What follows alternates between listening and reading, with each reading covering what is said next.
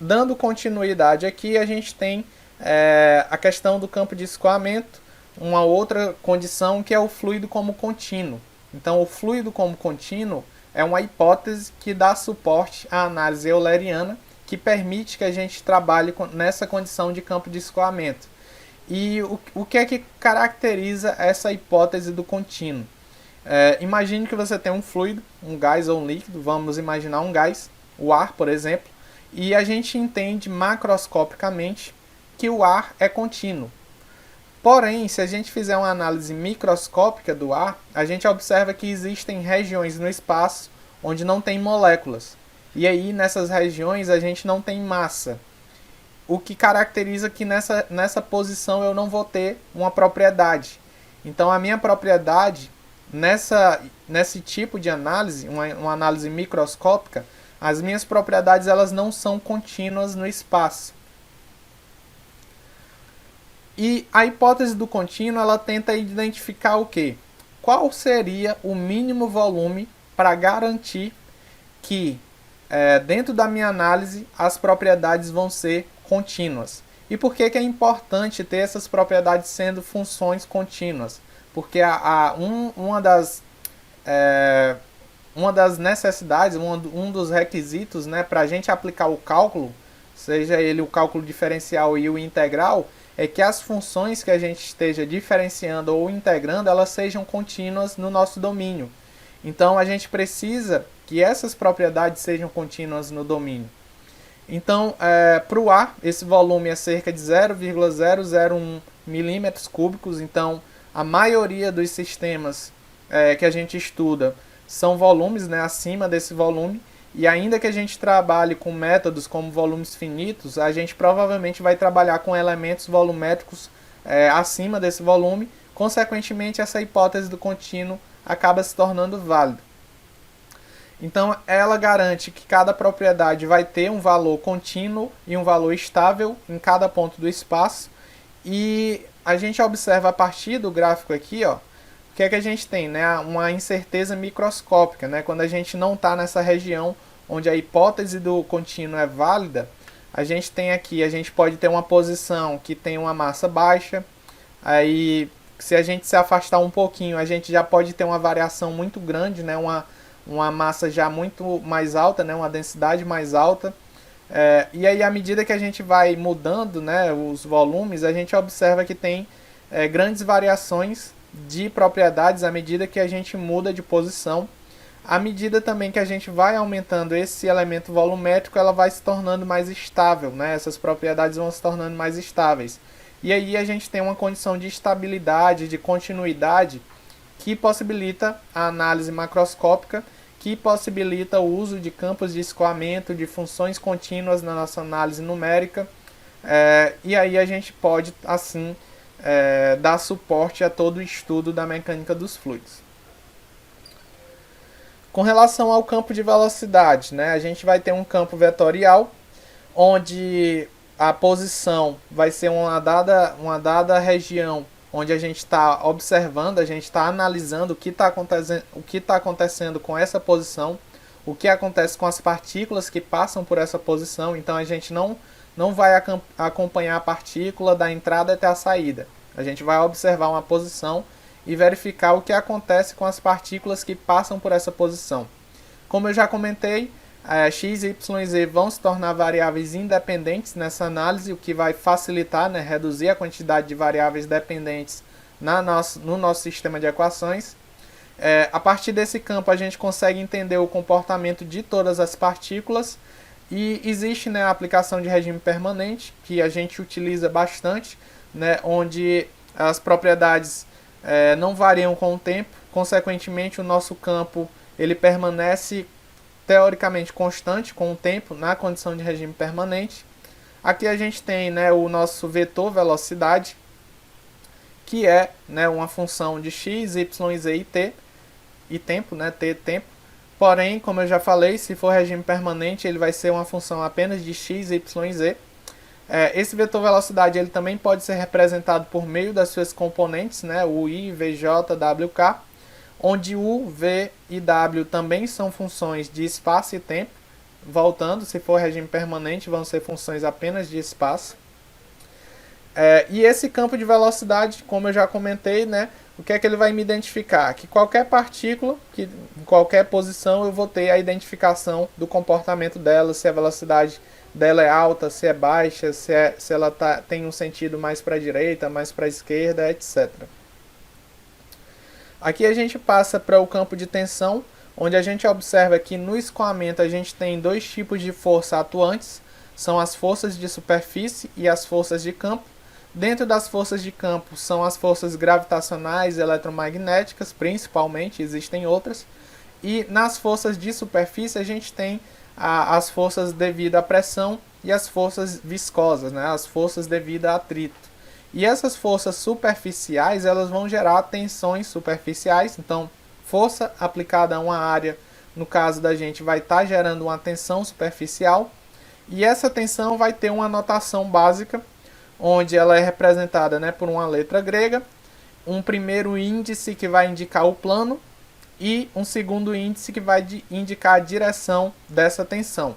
Então imagine aqui esse plano aqui, onde a gente observa que esse plano é um plano cuja normal dele está na direção y. Então, o primeiro índice aqui, para as tensões aplicadas nesse plano, o primeiro índice é o y, porque o y é perpendicular a esse plano. E o segundo índice vai ser a direção dessa força. Então, a direção dessa tensão. Então, essa tensão, quando está aplicada aqui para cima, ó, ela tem a mesma direção do eixo y. Então, ela é uma tensão y, porque primeiro y indicando que é o plano, né, que é perpendicular à direção y, e o segundo y indicando que a tensão está aplicada na direção do eixo.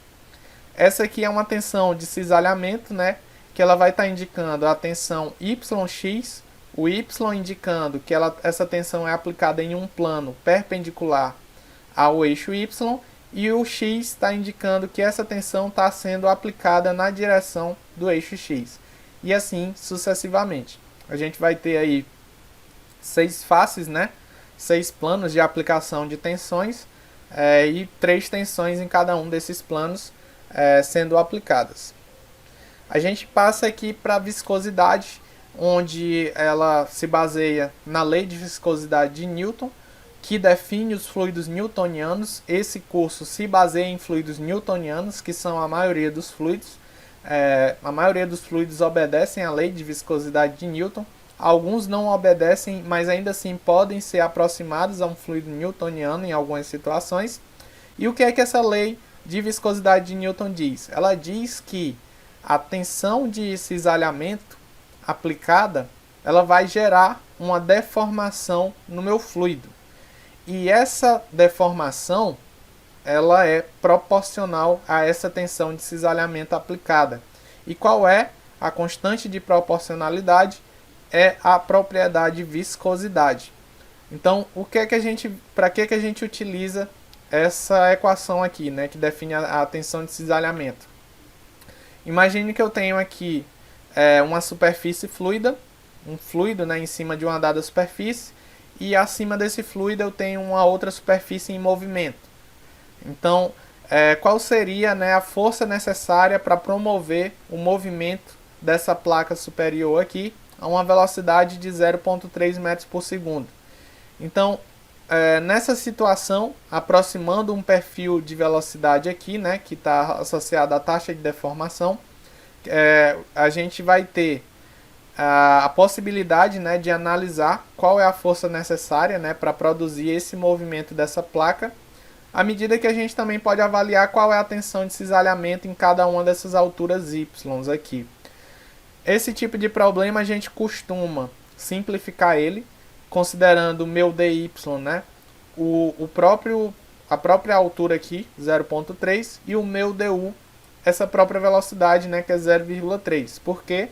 Porque o du aqui seria aproximado a u no y igual a d, menos u quando y é igual a 0. E aqui, quando y é igual a 0, o fluido tem velocidade 0. E quando y é igual a d, o fluido adquire a velocidade da própria placa.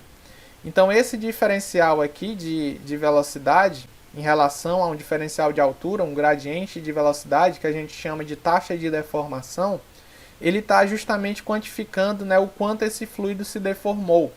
Então esse fluido tinha uma condição inicial da secção, né, nessa posição, só que à medida que houve esse deslocamento, essa secção se deformou, né, teve uma deformação aqui e adquiriu esse formato aqui, ó. Então essa seria a deformação do meu fluido que vai se caracterizar no desenvolvimento de um escoamento. Existem fluidos que não obedecem, né, a essa expressão exatamente, que obedecem expressões similares, que no caso são os fluidos não newtonianos. E aí a gente tem essa expressão para uma das, né, que pode estar caracterizando esse tipo de fluido. Por exemplo, se esse fluido ele precisa de uma tensão inicial ou ele tem uma resistência a uma tensão inicial, né, ele não se deforma já de cara, ele precisa atingir uma dada tensão para ter um início de escoamento. Então a gente considera uma tensão inicial aqui para ele. Se ele não precisa dessa tensão inicial, isso daqui é zero. Aqui a gente tem o que a gente chama de viscosidade aparente desse fluido e a gente vai ter um expoente associado à taxa de deformação também para caracterizar. Isso dependendo do tipo de fluido não newtoniano. Então, dentre os principais, a gente tem aqui o plástico de Bingham, que ele requer, né, uma tensão de cisalhamento mínima para começar a deformar. Aqui a gente tem, né, o pseudoplástico, né, que é um fluido que, à medida que a tensão aplicada sobre ele aumenta, a sua taxa de deformação ela tende a ser maior, ou seja, é como se a viscosidade dele diminuísse à medida que a taxa de cisalhamento aumentasse, enquanto o fluido dilatante é aquele que, à medida que a tensão de cisalhamento aumenta, ele tem uma tendência a ter um aumento da sua viscosidade aparente, ele tende a resistir mais à deformação. Então, alguns exemplos aí de fluidos não newtonianos, né? A pasta de dente, areia movediça, aquelas misturas, né, com amido de milho. Então, esses são exemplos de fluidos não newtonianos. A gente encerra aqui essa primeira parte, né, de alguns conceitos sobre fluidos. Na próxima aula a gente vai tratar de alguns padrões de escoamento, né? Escoamento laminar versus turbulento, compressível versus incompressível. E eu espero, né, que vocês acompanhem, participem, que estejam gostando. Se não estiver gostando, deixe um comentário aí também indicando, né, o que poderia ser melhorado. Até mais.